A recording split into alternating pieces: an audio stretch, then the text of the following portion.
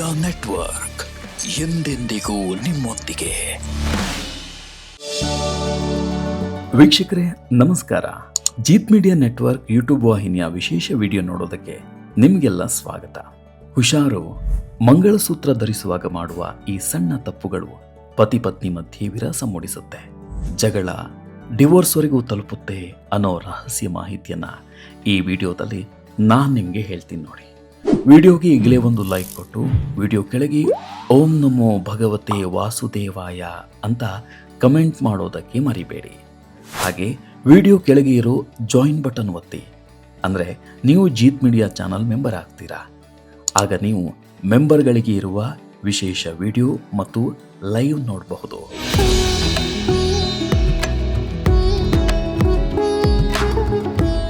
ಮಂಗಳಸೂತ್ರ ಹೇಗಿರಬೇಕು ಅನ್ನೋ ಬಗ್ಗೆ ಪೂರ್ತಿ ಮಾಹಿತಿ ತಿಳಿಯೋಣ. ಮಂಗಳಸೂತ್ರದ ಪ್ರಮುಖ ಅಂಶ ಅಂದರೆ ಅದರ ಡಿಸೈನ್. ಸಾಂಪ್ರದಾಯಿಕ ನಂಬಿಕೆಗಳ ಪ್ರಕಾರ ಕರಿಮಣಿಯನ್ನ ಚಿನ್ನ ಮತ್ತು ಕಪ್ಪು ಮಣಿಗಳಿಂದ ತಯಾರಿಸಬೇಕು.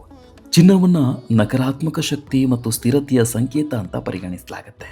ಕಪ್ಪು ಮಣಿಗಳು ನಕಾರಾತ್ಮಕ ಪ್ರಭಾವಗಳಿಂದ ನಮ್ಮನ್ನ ರಕ್ಷಿಸುತ್ತವೆ.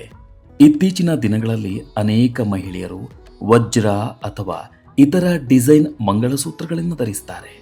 ಅವು ನೋಡಲು ಖಂಡಿತವಾಗಿಯೂ ಸುಂದರವಾಗಿರುತ್ತದೆ, ಆದರೆ ಸಾಂಪ್ರದಾಯಿಕ ನಂಬಿಕೆಗಳ ಪ್ರಕಾರ ಇದು ಸರಿಯಲ್ಲ. ಕ್ಲಾಸಿಕ್ ವಿನ್ಯಾಸಗಳನ್ನು ಅಂದರೆ ಹಳೆಯ ಕರಿಮಣಿ ವಿನ್ಯಾಸವನ್ನು ಹೆಚ್ಚು ಮಂಗಳಕರವೆಂದು ಪರಿಗಣಿಸಲಾಗುತ್ತೆ. ಆದ್ದರಿಂದ ನೀವು ಫ್ಯಾಷನ್ ಜೊತೆ ಸಂಪ್ರದಾಯವನ್ನು ಕಾಪಾಡಿಕೊಳ್ಳಲು ಬಯಸಿದರೆ ಎರಡರ ನಡುವೆ ಸಮತೋಲನವನ್ನು ಕಾಯ್ದುಕೊಳ್ಳುವುದು ಉತ್ತಮ.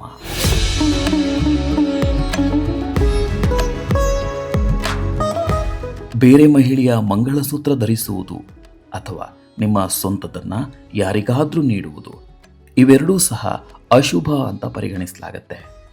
ಕರಿಮಣಿ ಅಂದರೆ ಕೇವಲ ಆಭರಣವಲ್ಲ, ಆದರೆ ವೈಯಕ್ತಿಕ ಸಂಬಂಧದ ಸಂಕೇತವಾಗಿದೆ.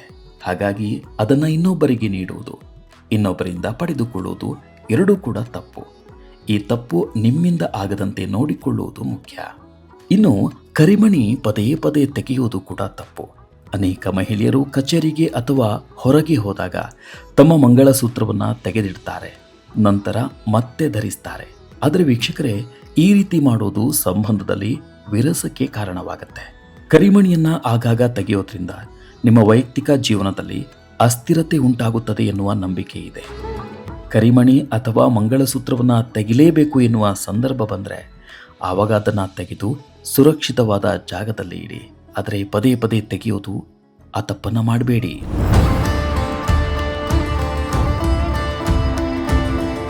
ಕರಿಮಣಿಯನ್ನ ತಪ್ಪಾಗಿ ಧರಿಸುವುದು ಸಹ ತಪ್ಪು. ಇತ್ತೀಚಿನ ದಿನಗಳಲ್ಲಿ ಟ್ರೆಂಡ್ ಹೇಗಾಗಿದೆ ಅಂದರೆ, ಕೆಲವರು ಕರಿಮಣಿಯನ್ನ ತಮ್ಮ ಮಣಿಕಟ್ಟಿನ ಮೇಲೆ ಬಳೆಯಂತೆ ಧರಿಸ್ತಾರೆ, ಬ್ರೇಸ್ಲೆಟ್ನಂತೆ ಕೂಡ ಧರಿಸ್ತಾರೆ. ಆದರೆ ಇದು ಸಂಪ್ರದಾಯದ ಪ್ರಕಾರ ಈ ರೀತಿಯಾಗಿ ಕರಿಮಣಿ ಧರಿಸುವುದು ಸರಿಯಲ್ಲ. ಮಂಗಳಸೂತ್ರವನ್ನು ಯಾವಾಗಲೂ ಕುತ್ತಿಗೆಗೆ ಧರಿಸಬೇಕು, ಏಕೆಂದರೆ ಇದು ಅದರ ಸರಿಯಾದ ಸ್ಥಳವಾಗಿದೆ. ಮದುವೆ ದಿನ ಮಂಗಳಸೂತ್ರವನ್ನು ಕುತ್ತಿಗೆಗೆ ಕಟ್ಟೋದ್ರಿಂದ ಯಾವಾಗಲೂ ಅದು ಅದೇ ಜಾಗದಲ್ಲಿ ಇರಬೇಕು.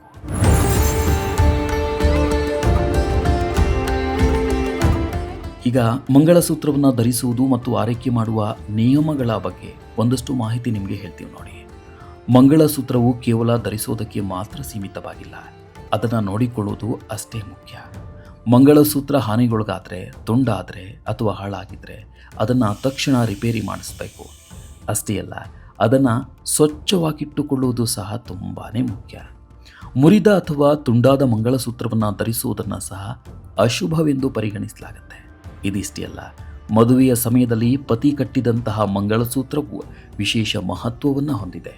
ಅನೇಕ ಮಹಿಳೆಯರು ಕೆಲವು ಸಮಯದ ನಂತರ ಅದನ್ನು ಬದಲಾಯಿಸ್ತಾರೆ, ಆದರೆ ಶಾಸ್ತ್ರಗಳ ಪ್ರಕಾರ ಅದನ್ನು ದೀರ್ಘಕಾಲದವರೆಗೆ ಧರಿಸುವುದರಿಂದ ಸಂಬಂಧವು ಗಟ್ಟಿಯಾಗಿರುತ್ತದೆ, ನಿಮ್ಮ ವೈಯಕ್ತಿಕ ಜೀವನವು ಚೆನ್ನಾಗಿರುತ್ತದೆ. ಹಾಗಾಗಿ ಅದನ್ನು ಚೆನ್ನಾಗಿ ನೋಡಿಕೊಳ್ಳಿ.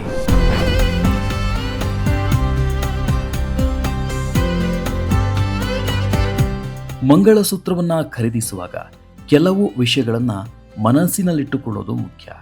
ಮಂಗಳವಾರದಂದು ಅದನ್ನು ಖರೀದಿಸುವುದನ್ನು ತಪ್ಪಿಸಿ. ಇದಲ್ಲದೆ ಹೊಸ ಮಂಗಳಸೂತ್ರವನ್ನು ಧರಿಸುವ ಮೊದಲು ಪೂಜೆ ಮಾಡುವುದು ಶುಭವೆಂದು ಪರಿಗಣಿಸಲಾಗುತ್ತೆ. ಭೀಮನ ಅಮಾವಾಸ್ಯೆಯ ದಿನ ಗಂಡನ ದೀರ್ಘಾಯುಸ್ಸಿಗಾಗಿ ಮಹಿಳೆಯರು ವ್ರತ ಪೂಜೆಯನ್ನು ಮಾಡ್ತಾರೆ. ಅಂತಹ ವಿಶೇಷ ಸಂದರ್ಭಗಳಲ್ಲಿ ಮಂಗಳಸೂತ್ರವನ್ನು ಪೂಜಿಸುವುದು ಸಹ ದಾಂಪತ್ಯ ಜೀವನದಲ್ಲಿ ಸಂತೋಷ ನೆಲೆಸಲು ಸಹಾಯ ಮಾಡುತ್ತದೆ. ಕರಿಮಣಿ ಧರಿಸುವುದು ಕೇವಲ ಒಂದು ಆಚರಣೆಯಲ್ಲ, ಆದರೆ ಸಂಬಂಧಕ್ಕೆ ಗೌರವ ಮತ್ತು ಸಮರ್ಪಣೆಯನ್ನು ತೋರಿಸುವ ಒಂದು ಮಾರ್ಗವಾಗಿದೆ. ಹಾಗಾಗಿ ಮಂಗಳಸೂತ್ರವನ್ನು ಗೌರವದಿಂದ ಕಾಣುವುದನ್ನು ಮರಿಬೇಡಿ.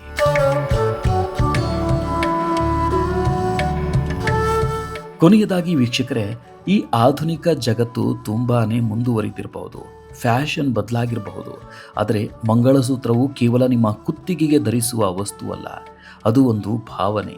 ಅದನ್ನು ಸರಿಯಾಗಿ ಧರಿಸುವುದು, ಅವುಗಳು ಉತ್ತಮ ರೀತಿಯಲ್ಲಿ ಇರುವಂತೆ ನೋಡಿಕೊಳ್ಳುವುದು ಸಂಪ್ರದಾಯದ ಗೌರವದ ಸಂಕೇತ ಮಾತ್ರವಲ್ಲ, ನಿಮ್ಮ ಸಂಬಂಧವನ್ನು ಬಲಪಡಿಸುವ ಒಂದು ಮಾರ್ಗವಾಗಿದೆ ಅನ್ನೋದನ್ನು ನೀವು ಅರ್ಥ ಮಾಡಿಕೊಳ್ಬೇಕು. ಸ್ವಲ್ಪ ಕಾಳಜಿ ಮತ್ತು ತಿಳುವಳಿಕೆಯ ಜೊತೆಗೆ ಶಾಸ್ತ್ರಗಳ ಮಹತ್ವವನ್ನು ಅರಿತರೆ ನಿಮ್ಮ ವೈಯಕ್ತಿಕ ಜೀವನದಲ್ಲಿ ನೀವು ಸಂತೋಷದಿಂದ ಜೀವನ ಮಾಡಲು ಸಾಧ್ಯವಾಗುತ್ತೆ.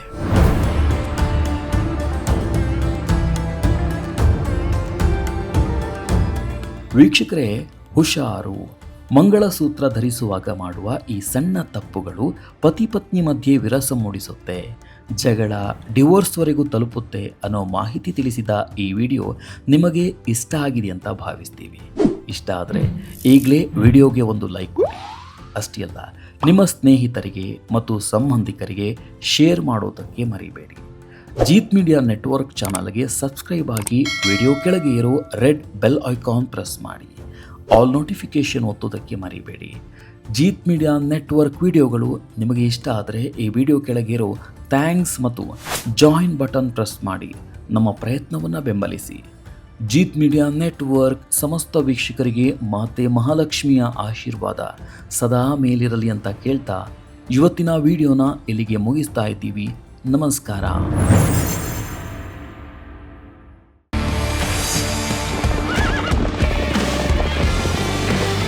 ಜೀತ್ ಮೀಡಿಯಾ ನೆಟ್ವರ್ಕ್ ಎಂದೆಂದಿಗೂ ನಿಮ್ಮೊಂದಿಗೆ.